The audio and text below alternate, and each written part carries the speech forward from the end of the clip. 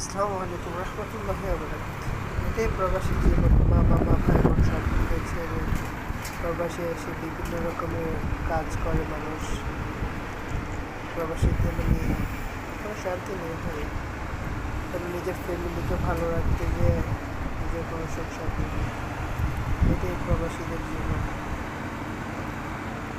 দেখা যাচ্ছে প্রায় টাইমে অনেক সময় দেখা যাচ্ছে জুন জুলাইয়ের মধ্যে যখন গরম আসে 48, 50, 52, 54 এরকম গরমের তাপমাত্রা থাকে, তারপরও সবাই কাজ করে কিসের জন্য? একটু ভালো চলাফেরা করার জন্য, টাকার জন্য, যে কাজ করলে মাস শেষে টাকা আসবে, সেই টাকা দিয়ে ফ্যামিলিদেরকে অনেকটা ভালো রাখা যাবে, তাই না?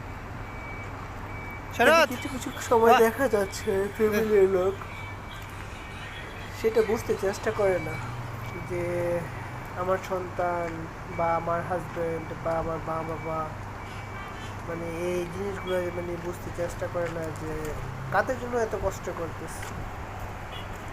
যা তোর যা। এই যে দেখেন, এই একটা ভোট কতটাই হেভি না ওজন, এটা ক্যারিং দেয় না আমার কাছে।